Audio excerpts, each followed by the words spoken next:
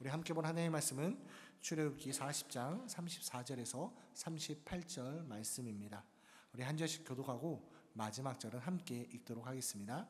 구름이 해막에 덮이고 여호와의 영광이 성막에 충만하매 모세가 해막에 들어갈 수 없었으니 이는 구름이 해막 위에 덮이고 여호와의 영광이 성막에 충만함이었으며, 구름이 성막 위에서 떠오를 때에는 이스라엘 자손이 그 모든 행진하는 길에 앞으로 나아갔고, 구름이 떠오르지 않을 때에는 떠오르는 날까지 나가지 아니하였으며. 함께 읽겠습니다. 낮에는 여호와의 구름이 성막 위에 있고 밤에는 불이 그 구름 가운데에 있음을 이스라엘의 온 족속이 그 모든 행진하는 길에서 그들의 눈으로 보았더라. 아멘. 안녕하세요. 저는 양선마을을 담당하고 있는 장성택 목사입니다. 이 밤에 하나님의 말씀의 은혜가 우리와 함께 하시기를 주의 이름으로 축원합니다. 저는 중학교 3학년 때 한 가지 기도를 시작했습니다. 그 기도의 제목은 하나님, 저 목사가 되고 싶어요. 저 신학대학교에 갈 수 있도록 하나님 허락해 주세요 라는 기도 제목이었습니다. 중학교 3학년 그 어린아이가 얼마나 그것이 간절했는지 학교를 다니면서도 매일같이 새벽 기도를 나가고, 주일에는 다른 사람들이 다 이제 집으로 돌아가도, 심지어 목사님도 집에 돌아가도 저 혼자 남아서 교회에서 기도를 했습니다. 그렇게 열심히 1년을 열심히 기도했습니다. 그리고 응답을 받지 못했습니다. 응답을 받지 못한 정도가 아니라 하나님께서 제가 기도할 때마다, 그러니까 목사가 되고 싶어요, 하나님 저 신학대학교 가는 것을 허락해 주세요 라고 기도할 때마다 하나님께서 제 입에서 다른 기도가 이렇게 터져나가도록 하셨어요. 하나님, 저 목사가 되고 싶어요. 근데 제 친구가 아파요. 성태가 정신 차려? 너 지금 너의 그 진로를 위해서 기도해야 되잖아. 하나님 저 신학대학교 가는 것을 허락해 주세요. 하나님 허락해 주세요. 근데 하나님 요즘 우리 엄마가 너무 힘들어요. 이런 식으로 1년을 기도한 거예요. 그래서 이것은 하나님께서 원하지 않는구나. 하나님께서 원하지 않으시면 내가 갈 수 없지라고 생각을 하고 마음을 이제 내려놓고 더 이상 그 기도를 하지 않았습니다. 그렇게 시간이 흘러서 제가 이제 키르기스탄에서 유학을 할 때 마지막 한 1년 정도를 남겨뒀을 때 하나님의 마음을 깨닫는 한 사건을 주셨어요. 그리고 그 사건 이후에 혹시 이 마음으로 내가 기도해야 되는 것이 신학대학원이 아닐까라는 생각을 갖게 되었고 다시 기도를 했습니다. 그리고 그때 주신 응답으로 제가 지금 이 자리에 서 있는 것입니다. 제가 지금 이 자리에 서 있는 것은 결국 제가 중학교 3학년 때 그렇게 열심히 기도했던 그 1년의 시간 때문이 아니었습니다. 제가 포기하고 내려놓고 놓은 그 자리에 하나님께서 친히 다시금 시작해 주신 일이었습니다. 여러분은 그런 자리를 경험해 보셨습니까? 내가 할 수 있는 것 다 했는데 정작 가장 중요한 것은 내가 어떻게 할 수 없는 자리, 내가 어떻게 할 수 없구나라는 것을 깨닫는 그 자리. 그래서 다 손을 내려놓고 아무것도 할 수 없는 그때에 하나님께서 임재하셔서 일하시는 그 자리를 혹 경험해 보셨습니까? 오늘 본문에 그런 자리에 있는 한 사람이 있습니다. 그 자리에서 무슨 일이 일어났는지 우리 함께 살펴보기를 원하는데요. 우리가 수요일마다 이렇게 찾아오시는 하나님이라는 제목으로 시리즈 설교를 하고 있습니다.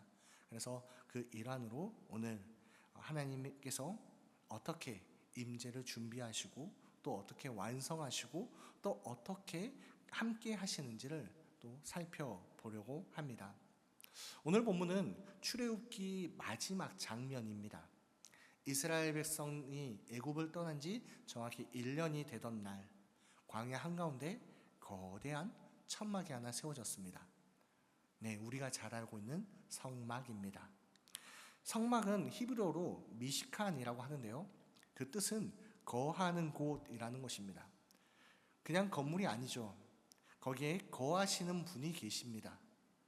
그 거하시는 분은 우리가 잘 알고 있는 하나님이시기에 그 미식가는 하나님께서 사실 집, 그러니까 성막을 지면서 야 이제 하나님께서 저곳에 사실 거야, 하나님이 사실 집이야 라고 해서 성막 미식칸이라고 불렀던 것입니다. 그 하나님이 사실 집을 지었어요. 근데 여러분 한번 생각해 보세요. 그 거대한 천막에 온갖 좋은 재료들이 들어갔습니다. 사용됐어요. 그러한 것들이 어떻게 만들어졌는지를 한번 생각해 보기를 원합니다. 1년 전, 그러니까 시내산에서 하나님께서 모세를 부르셨습니다. 모세야 좀 올라와 봐라. 그리고 모세에게 설계도를 주셨어요. 자, 이렇게 지어, 이렇게 만들어 라고 하면서 자세하게, 세세하게, 구체적으로 하나하나 알려주셨습니다. 그것이 이제 출애굽기 25장부터 31장까지 쭉 길게 걸쳐서 이야기하는 것이죠. 가구의 크기는 어떠하고, 휘장의 색깔은 어떠해야 되고, 등잔의 모양은 어떠해야 되고, 이것을 할 때는 어떤 식으로 만들어야 되는지를 하나하나 알려주셨습니다. 알려만 주셨습니다. 그것을 듣고 모세가 왔어요.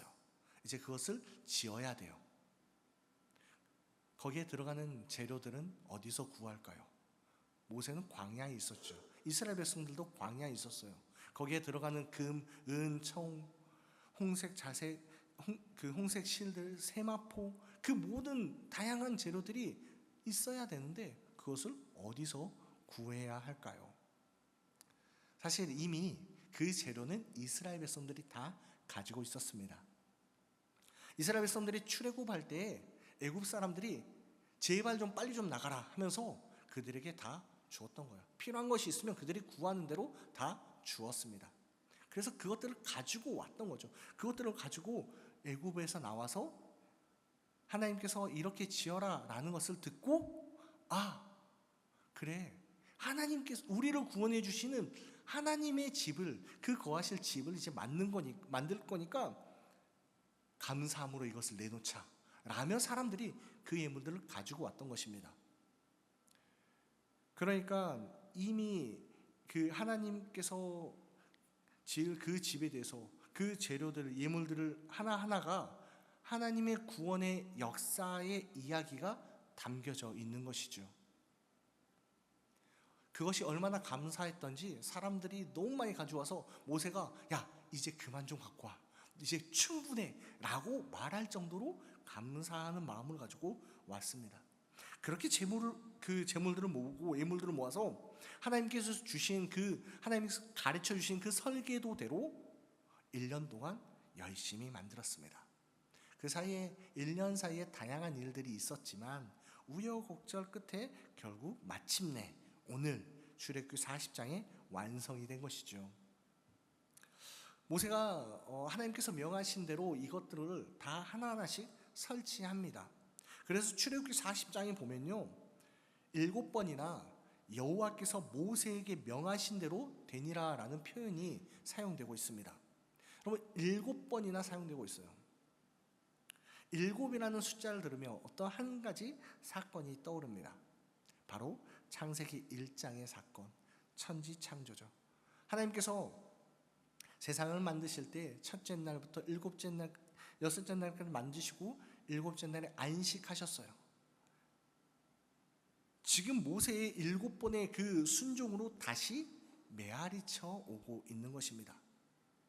그리고 33절 끝에 결정적인 한 문장이 나오는데요, 모세가 역사를 마치니라.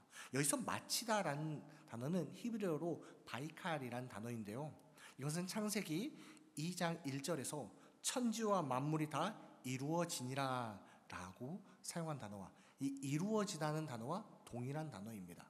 그러니까 하나님께서 천지 창조했던 그 사건과 지금 이 성막을 짓는 일에 대해서 굉장히 중요시 여기면서 이것들을 이루셨다라는 것을 지금 보여주고 있다라는 것입니다. 모세가 그 어마어마한 일을 지금 한 거죠. 마지막 휘장을 다 달았습니다. 그 자리에 서서 이제 하나님께서 거하실 집을 완성했다. 여러분, 모세의 마음이 어떠했을까요? 우리 말씀을 같이 읽었으면 좋겠는데요. 32절과 33절 말씀입니다. 우리 함께 읽도록 하겠습니다. 그들이 회막에 들어갈 때와 제단에 가까이 갈 때에 거기서 씻었으니 여호와께서 모세에게 명하신 대로 하였더라. 그가 또 성막과 제단 주위 뜰에 휘장을 치고 뜰 문에 휘장을 다니라. 모세가 이같이 역사를 마치니라. 여러분, 모세가 역사를 마쳤습니다. 앞서 말씀드린 것처럼 창세 그 사건과 지금 비슷한 느낌으로 지금 이 성막을 짓는 이 역사를 마쳤어요. 얼마나 두근거릴까요? 얼마나 감격스러울까요? 얼마나 기쁠까요? 휘장을 달고 한 발 물러섰습니다. 이제 완성되었다 라고 생각을 하겠죠. 근데 여러분, 완성되지 않았습니다. 모세가 다 했는데 완성되지 않았어요. 부족한 것이 있습니다. 무엇이 부족할까요? 하나님께서 지으란 대로 다 지었는데 무엇이 부족할까요? 앞서 말씀드린 것처럼 성막은 거하실 집입니다. 거해야 돼요. 우리도 그렇죠. 완성이라는 것은 다 온전히 다 만들어진 것, 이루어진 것을 말해요. 거하실 곳이라면 거하는 분이 계셔야지 완성되는 거예요. 완성되지 않았어요. 여기서 우리는 한 가지 중요한 진리를 발견할 수가 있습니다. 하나님의 임재라는 것은 인간의 완벽한 준비가 만들어내는 것이 아니다라는 것입니다. 하나님의 임재는 인간의 그 완벽한 준비가 만들어내는 것이 아닙니다. 모세가 모든 것을 다 했어도 그것으로 하나님의 임재를 부를 수는 없었습니다. 동일하게 우리가 아무리 정성껏 무엇인가 한다 하더라도, 우리의 헌신이 뜨거워도, 우리의 준비가 완벽해도 하나님의 임재를 우리의 임의로 만들 수는 없다라는 것입니다. 그런데 우리는 늘 거꾸로 생각을 하죠. 내가 열심히 기도하면, 내가 더 신실하게 봉사하면, 내가 더 많이 헌금하면, 그러면 하나님께서 내게 더 가까이 오시지 않을까라고 우리는 생각을 합니다. 마치 우리의 정성이 하나님을 끌어당기는 그 자석이라도 되는 것처럼 하나님을 끌어당길 수 있다라고 생각을 하죠. 본문은 분명하게 말하고 있습니다. 모세가 다 마쳤다고. 다 마쳤으면 거기 누군가 있어야 되잖아요. 다 마치지 못한 것입니다. 그러나 우리가 조금 더, 한 걸음 더 깊이 들어가 본다면요, 모세가 한 그 1년의 일을 다시 한번 생각해 본다면, 설계도를 누가 주셨습니까? 그 재료는 누가 준비해 주었습니까? 하나님이십니다. 그 일을 맡은 브살렐과 오홀리압은 누가 택하셨습니까? 하나님께서 친히 지명하셨습니다. 백성이 자원하는 마음, 하나님으로부터 왔습니다. 그러니까 주께서 명하신 대로라고 말하는 7번에 반복된 그 1년 전체가 사실은 처음부터 끝까지 하나님께서 시작하시고 일하신 일이다라는 것입니다. 모세는 그 부르심에 응답한 것뿐입니다. 하나님의 임재는 처음부터 끝까지 하나님의 일입니다.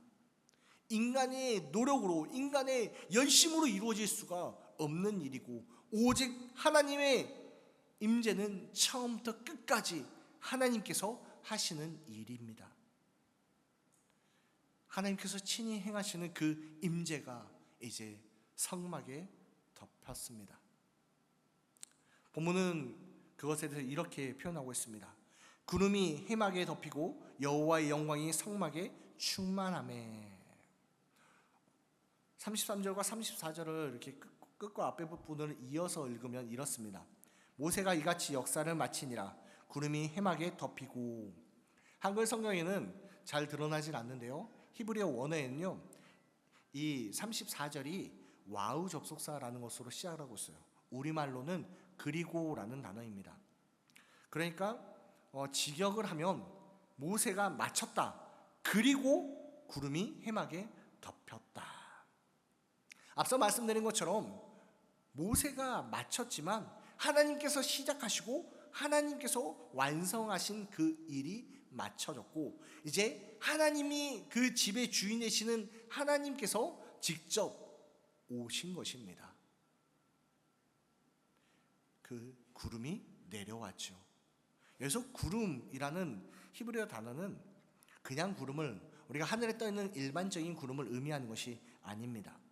아난이라는 이 구름은 그 구름입니다. 정관사가 붙어서 그 구름이라고 말하고 있습니다. 출애굽기 13장 21절부터 쭉 따라다니는 구름 기둥, 이스라엘 백성들이 애굽에 나올 때부터 그들 앞에 서 있던 구름 기둥, 낮에는 뜨거운 광야에서 광야의 그 그늘이 되어주는 구름 기둥, 밤에는 불과 그리고 열기가 가득하여 이스라엘 백성들을 따뜻하게 지켜줬던 그 구름 기둥, 홍해를 건널 때는 그들 뒤에 서서 애굽 군대를 막아주던 그 구름, 1년 동안 광야의 길에서 그들을 인도하던 그 구름입니다. 그 구름이 성막으로 들어왔습니다. 광야 한복판에 있던 그 임재가 이제 백성 한가운데 성막 안으로 들어온 것입니다. 그렇게 들어왔을 때 그 성막에 무엇이 가득했냐 하면 영광이 가득했다라고 말합니다. 히브리어 카보드라는 이 영광이라는 단어는요, 어근이 굉장히 재밌어요. 어근이 무겁다는 거예요. 우리가 영광하면 뭔가 막 빰빠레가 울릴 것 같고 막 가슴이 막 콩깍콩깍 뛰고 막 박수가 쳐질 것 같은데, 사실 영광은요 이 무거운, 그러니까 압도적인 실제를 가지고 그 자리를 채우는 무엇인가를 의미합니다. 하나님께서 임재하셨을 때 하나님의 그 임재는 단순하게 와 구름이 임했네, 야 대단하다, 그 구름이 저기에 임했네, 야 이 정도가 아니라 실제되는 어떠한 무게로 그 이스라엘 백성들을 꾹 누르는 그 영광이 있었다라는 것이죠. 그 영광으로 말미암아서 어떤 일이 일어나는가 하면 35절 말씀입니다. 이렇게 말합니다. 모세가 회막에 들어갈 수 없었으니 이는 구름이 회막 위에 덮이고 여호와의 영광이 성막에 충만함이었으며. 여러분, 모세가 못 들어갔다라고 합니다. 들어갈 수가 없었대요. 여러분, 모세가 어떤 사람입니까? 하나님과 얼굴을 맞대고 이야기하던 사람. 출애굽기 33장 11절에 보면 사람이 그의 친구와 이야기함 같이 여호와께서는 모세와 대면하여 말씀하시며 라고 말했습니다. 그 모세입니다. 1년간 열심히 성막을 만들었던 그 모세입니다. 그 모세가 하나님의 임재 때문에 하나님의 임재로 말미암아서 그분 앞에 나아갈 수 없었다라고 성경은 말하고 있습니다.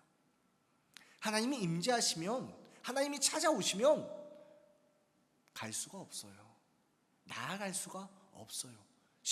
그 모세조차 나아갈 수가 없었다라고 말하고 있잖아요. 누가 하나님께서 찾아왔을 때 하나님을 만날 수 있을까요? 이 질문은 출애굽기 마지막의 질문입니다. 동시에 다음 책 레위기로 넘어가는 다리가 되죠. 레위기 1장 1절은요 이렇게 시작합니다. 여호와께서 회막에서 모세를 부르시고 그에게 말씀하여 이르시되. 성막에 들어갈 수 없었던 모세를 불렀어요. 그러고 나서 이제 레위기의 이야기가 쫙 진행되죠. 그러고 난 다음에 이야기가 뭐냐면 제사법에 대한 이야기, 그러니까 피의 이야기를 합니다. 죄인이 거룩하신 하나님 앞에 어떻게 어떻게 설 수 있는가에 대한 이야기를 해주고 있다라는 것이죠. 결론은 분명합니다. 그러니까 피 없이는 누구도 그 가득한 영광이 가득한 그곳에 하나님의 영광을 뚫고 하나님 앞에 나아갈 수 있는 사람이 단 한 사람도 없는데 피로 정결케 된 사람만 갈 수 있다라는 것이죠. 이 희생제물, 이 희생제물의 그 온전한 분이 바로 예수 그리스도십니다. 히브리서 10장 19절에 이렇게 선언합니다. 같이 읽을까요? 시작. 그러므로 형제들아 우리가 예수의 피를 힘입어 성소에 들어갈 담력을 얻었나니. 모세가 들어갈 수 없었던 그 자리에 우리가 들어갈 수가 있어요. 우리가 모세보다 더 잘나서가 아니라 우리가 모세보다 더 온전하게 완벽하게 뭔가를 준비해서가 아니라 우리가 그 가득한 영광으로 가득한 그곳 하나님의 앞에 나아갈 수 없는 존재임에도 나아갈 수 있는 이유는 오직 예수 그리스도의 피, 그 보혈의 피로 말미암은 것입니다. 출애굽기 마지막 장면에서 모세는 멈춰서야만 했던 그 자리에 우린 예수의 피를 힘입어 담대히 나아갈 수 있는 것입니다. 여러분, 우리는 이 사실 하나로 지금 이 자리에 있는 것입니다. 그 사실 하나로 오늘 우리가 예배를 드릴 수 있는 것입니다. 그 사실 하나로 말미암아서 그 복음, 그 사실로 말미암아서 우리가 살아갈 수 있는 것입니다. 그렇게 찾아오시는 하나님, 혼자 다 준비하시고 이루시고 완성하셔서 찾아오시는 하나님, 누구도 그 앞에 다가갈 수 없음에도 다가오라고, 내게 오라고 예수 그리스도로 말미암아 우리에게 나아갈 수 있도록 하신 하나님. 하나님의 임재는 거기서 끝나질 않습니다. 오늘 본문은요 36절부터 38절의 이야기를 더 하고 있습니다. 이 세 절의 이야기는 그날 성막이 지어진 날 하루의 사건의 이야기가 아닙니다. 앞으로 이스라엘 백성들이 광야를 통과하는 가운데서 그들이 계속해서 만나는 패턴을 미리 보여준 것이죠.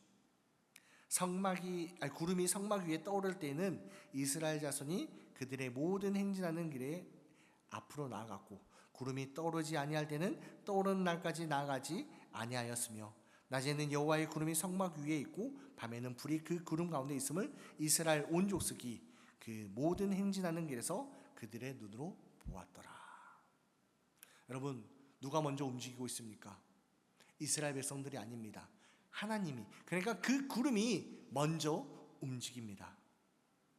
그리고 그 구름이 멈추면 그곳에서 텐트를, 사람들이 그곳에서 하루든 한 달이든 1년이든 그 구름이 움직이기 전까지 그곳에서 삶을 살아갔습니다. 매 새벽마다 아마 이스라엘 백성들은 일어나서 하는 것이 그것이겠죠. 구름이 움직이는지 안 움직이는지, 아직 적이 있는지 없는지. 이사 한번 하려고 하면 얼마나 힘든데, 미리 날짜를 잡아놓고 이사를 해도 힘든데, 이스라엘 백성들은 어느 날 갑자기 예고도 없이 구름이 움직이면 야 큰일 났다 짐 싸라 그래가지고 모아서 부랴부랴 그 구름을 따라가는 삶을 살아갔다라는 것입니다. 그들은 눈으로 보았습니다. 무엇을요? 하나님의 임재와 하나님의 움직이는 것을. 여러분도 하나님의 임재와 하나님께서 움직이는 것을 보고 싶으십니까? 그것이 우리들에게도 이루어져 있습니다. 요한복음 1장 14절에 이렇게 말하고 있습니다. 말씀이 육신이 되어 우리 가운데 거하심에 우리가 그의 영광을 보니 아버지의 독생자의 영광이요 은혜와 진리가 충만하더라. 여기서 거하심에라는 단어가 헬라어로 에스케노세인이라는 단어인데요, 이것은요 장막을 치다, 바로 미시칸의 헬라어 번역이 바로 이 거하심에라는 단어입니다. 그렇습니다. 이스라엘 백성들에게 구름으로써 그들에게 거하셨던 하나님께서 이제 말씀이 육신이 되어 우리 가운데 거하시는 예수 그리스도, 우리 안에서 장막을 치시고 우리 가운데 거하시고 있다라는 것이에요. 그분께서 어떻게 하시냐? 우리보다 앞서서 나아가시고 우리보다 먼저 일하시고 우리보다 먼저 사람들을 만나시고 역사하신다라고 오늘 분명하게 본문은 말하고 있다라는 것입니다. 우리가 가야 할 모든 자리에 그분이 먼저 가 계십니다. 우리가 만나야 할 모든 사람들에게 하나님께서 먼저 가 계시는 것입니다. 하나님의 임재는 모세가 부른 것이 아닙니다. 하나님께서 준비하시고 명령하시고 완성하시고 친히 임하여 주시고 그리고 영원히 계속하여 그들 앞을 인도하여 주셨던 그 하나님, 그 하나님께서 동일하게 우리와도 함께 하신다라는 것입니다. 이번 한 주 우리는 사랑나는 축제를 앞두고 있습니다. 이미 몇 주 전부터 VIP를 위하여 기도하고 또 초청하신 분들이 계실 거예요. 어쩌면 그 여러분들의 마음 가운데 내가 할 수 있는 건 다 했는데 정말 올까? 꼭 와야 되는데, 올해는 꼭 와야 되는데 라는 마음이 혹 있으십니까? 구름이 먼저 움직입니다. 여러분들이 그 사람에게 복음을 전하기 전에 하나님께서 먼저 움직이셨습니다. 여러분들이 소망을, 그 사람에 대한 기대를 품기 전에 하나님께서 먼저 품으셨습니다. 그 VIP가 사랑하는 축제에 올 그 예배당에 들어오기 전에 먼저 하나님께서 기다리고 계실 것입니다. 그럼 또 어떤 분은 이미 나 못 가라는 이야기를 들으신 분도 계실 수도 있을 것 같아요. 어쩌면 올 한 해는 전할 사람이 더 이상 없어요 하나님, 그래서 전하지 못한 분도, 초청하지 못한 분도 계실 것입니다. 그러나 여러분, 그 거절의 자리에도 하나님께서 일하고 계십니다. 올해 초대하지 못하셨다면 먼저 일하시는 그 하나님께 구하십시오. 하나님 먼저 움직이셔서 일해 주세요. 그래서 내년에는 저도 초대할 수 있게 해주세요. 우리의 역할은 구름을 만드는 것이 아닙니다. 우리의 역할은 구름을 따라가는 것입니다. 이것은 비단 사랑하는 축제의 그 이야기만이 아닙니다. 우리의 인생의 모든 발걸음이 그렇다라는 것입니다. 자녀의 신앙을 위해서 올해 기도에 오신 분이 계십니까? 내가 그렇게 말씀으로 가르치고 본을 보이고 교회 수련회마다 성경학교마다 데리고 갔는데, 그렇게 열심히 했는데 그 아이의 마음의 문을 여는 분은 우리가 아니라 하나님이십니다. 풀리지 않는 가정의 문제로 무릎 꿇고 기도하시는 분이 계십니까? 내가 할 수 없는 그 문제로 낙담하고 계신 분이 계십니까? 그 문제 앞에, 그 풀리지 않는 그 어려움 앞에 하나님께서 먼저가 계십니다. 오랫동안 응답되지 않은 그 기도, 저도 그랬죠. 1년 동안 기도했는데 응답이 없었어요. 8년 동안 그 이후에 8년 동안도 하나님께서 아무런 말씀이 없으셨어요. 그러나 하나님께서 미리 저의 걸음을 인도하여 주셨던 것처럼 여러분들이 그렇게 오랫동안 기다리고 기도하는 그 기도의 제목 역시도 하나님께서 먼저 가서 일하고 계실 줄 믿습니다. 모세가 회막에 들어갈 수 없었던 그 자리에 오늘 우리는 예수 그리스도의 피를 힘입어 담대히 나아갑니다. 먼저 오신 하나님께서 그리스도 안에서 우리에게 길을 여셨기 때문에 그분께서 우리보다 앞서 가시며 광야 같은 삶을 인도하고 계십니다. 사랑하는 성도 여러분, 이번 한 주 이 한 가지를 붙들고 살아가기를 소망합니다. 내가 가는 곳에 하나님께서 먼저가 계신다. 내가 만나는 그 사람에게 하나님께서 먼저가 계신다. 내가 무릎 꿇는 그 자리에 하나님께서 먼저와 계신다. 이 은혜가 이번 주 이번 한 주 사랑나는 축제와 그리고 모든 순간 우리의 인생의 모든 걸음걸음마다 함께 하기를 주의 이름으로 축원합니다.